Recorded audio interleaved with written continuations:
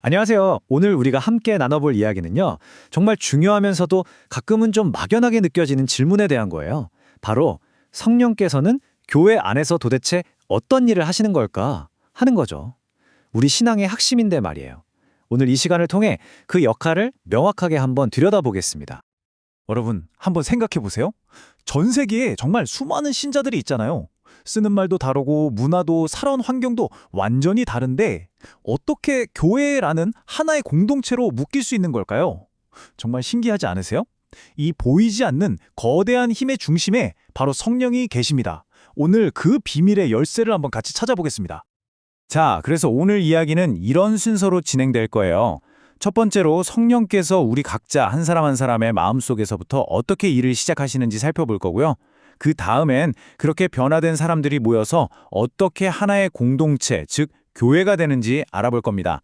그리고 이 교회가 세상을 향해 나아갈 힘은 어디서 오는지, 마지막으로 이 모든 걸 아우르는 성령의 핵심적인 역할이 뭔지 딱 정리하면서 마무리할게요. 네, 그럼 첫 번째 이야기부터 바로 시작해 볼까요? 모든 위대한 일의 시작은 사실 아주 작은 한 걸음에서부터잖아요.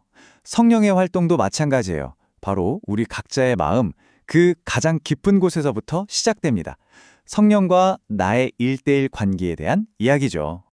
우리가 하느님께 받는 첫 번째 선물이 뭔지 아세요? 여러 가지가 있겠지만 가장 처음 주어지는 선물은 바로 성령을 통해 우리 마음에 폭포수처럼 부어지는 하나님의 사랑입니다. 이게 바로 성령께서 하시는 가장 근본적인 일이에요. 우리 존재의 중심을 그분의 사랑으로 가득 채워주시는 거죠. 이 과정이 어떻게 일어나냐면요. 먼저 성령을 통해 우리는 하느님의 조건 없는 사랑을 받게 돼요. 이 사랑은 우리의 죄를 용서하고 마음 깊은 곳의 상처까지 어루만져주는 치유의 힘이 되죠. 그리고 정말 중요한 건 이 사랑이 죄 때문에 우리가 잃어버렸던 하느님을 닮은 원래 모습을 회복시켜준다는 거예요. 이건 단순히 죄를 용서받는 차원을 넘어서 우리가 하느님의 생명에 직접 참여하게 되는 정말 놀라운 은총입니다. 그런데 성령께서 하시는 일이 여기서 끝이 아니에요. 우리 마음을 회복시키는 것만큼이나 중요한 역할이 또 있는데요. 바로 우리를 위한 기도의 스승이 되어주시는 겁니다. 기도가 신앙의 호흡이라고들 하잖아요. 근데 우리는 가끔 어떻게 숨을 쉬어야 할지 막막할 때가 있죠. 성령께서는 바로 그 호흡법을 가장 잘 가르쳐 주시는 분입니다. 솔직히 우리 그렇잖아요. 어떻게 기도해야 할지 모르겠고 기도할 힘조차 없는 순간들이요. 바로 그때 성령께서 우리의 약함을 도와주러 오십니다. 우리가 차마 말로 다 표현하지 못하는 그 마음의 소리들, 그 깊은 한숨까지도 성령께서는 깊은 탄식으로 우리를 대신해서 하느님께 전해주신다는 거죠. 바로 이 도움 덕분에 우리는 하느님을 무서운 심판관이 아니라 아빠, 아버지라고 부를 수 있는 사랑하는 자녀가 되는 거고요. 자, 이제 시야를 조금 더 넓혀볼까요? 성령께서는 이렇게 우리 한 사람 한 사람을 변화시키는 것에서 멈추지 않으세요. 우리를 하나로 모아서 멋진 공동체, 바로 교회를 만들어 가십니다. 우리 주변만 봐도 그렇잖아요. 교회 안에는 정말 성격도, 재능도, 배경도, 살아온 이야기도 제각각인 사람들이 모여 있죠. 어찌 보면 서로 부딪히고 흩어지는 게 더 자연스러울 만큼 정말 다양해요. 하지만 성령께서는 이 모든 다름을 갈등의 원인이 아니라 오히려 우리 공동체를 더 풍성하게 만드는 재료로 사용하십니다. 그렇게 우리 모두를 끌어안아서 그리스도의 한 몸으로 만들어주시죠. 손과 발이 생긴 건 다르지만 결국 한 몸을 이루는 것처럼요. 성령께서는 우리의 다양성 속에서 이 놀라운 일치를 이루어내시면서 교회를 세워나가시는 겁니다. 아니, 그럼 어떻게 이렇게 다른 사람들이 조화롭게 지낼 수 있는 걸까요? 그 비밀이 바로 은사에 있습니다. 성령께서 각자에게 딱 맞는 영적인 선물과 역할을 나눠주시기 때문인데요. 중요한 건 이 모든 은사가 나 혼자 잘 쓰라고 주신 게 아니라 우리 공동체, 즉 교회 전체를 건강하게 세우고 성장시키는 데 사용하도록 주어진 도구라는 점입니다. 그리고 있잖아요. 성령께서 우리 안에 살아계시면 우리 삶에 자연스럽게 나타나는 증거들이 있어요. 이걸 성령의 열매라고 부르는데요. 좋은 나무에서 좋은 열매가 열리는 것처럼요. 사랑, 기쁨, 평화, 인내, 호의, 선의, 성실, 온유, 절제. 이 9가지 열매는 우리가 억지로 만들어내는 게 아니에요. 성령께서 우리 안에 계실 때 저절로 맺히는 그분의 현존에 대한 명백한 증거인 거죠.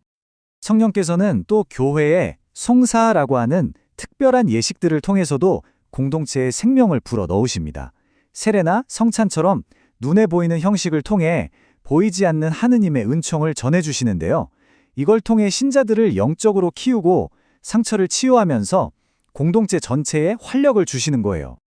자, 이제 성령의 활동, 마지막 단계로 넘어가 보겠습니다. 성령께서는 교회가 그냥 우리끼리만 좋다고 머물러 있는 게 아니라 세상 속에서 자기 사명을 다할 수 있도록 힘을 주시는 분입니다. 이 사명에는 아주 명확한 두 단계가 있어요. 첫째, 성령께서 우리를 거룩하게 만들어주세요.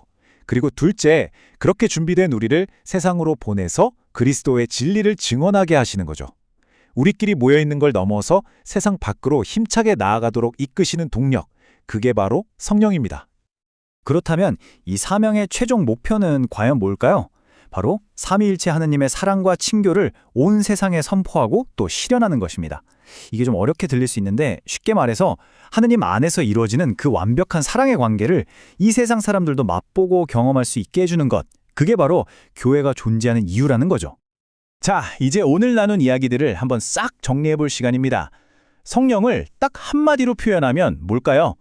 저는 교회의 영혼이라는 말이 가장 와닿는 것 같아요. 우리 몸에 영혼이 없으면 살아있을 수 없듯이 교회도 성령 없이는 존재할 수 없다는 의미죠. 지금까지 성령께서 하시는 정말 다양하고 역동적인 일들을 살펴봤는데요. 가만히 들여다보면 이 모든 활동이 결국 세 가지 핵심 역할로 딱 정리될 수 있습니다. 네, 바로 이겁니다. 성령께서는 교회를 세우시고 살아 움직이게 하시며 거룩하게 만드시는 분입니다. 한 사람 한 사람을 하느님께로 이끌어서 변화시키고 그 사람들을 모아서 하나의 몸을 이루게 하시죠. 그리고 마침내 그 공동체에 생명을 불어넣어서 세상에 빛이 되게 하시는 분. 이것이 바로 성령의 역할입니다. 오늘 이야기를 마무리하면서 우리 스스로에게 이 질문을 한번 던져보면 어떨까요? 오늘, 바로 지금 성령께서는 내 개인의 삶과 내가 속한 공동체 안에서 어떻게 활동하고 계실까? 이 질문에 대한 나만의 답을 찾아가는 여정이야말로 오늘 우리가 함께한 이 시간을 진짜 내 삶의 이야기로 만드는 첫걸음이 될 거라고 믿습니다.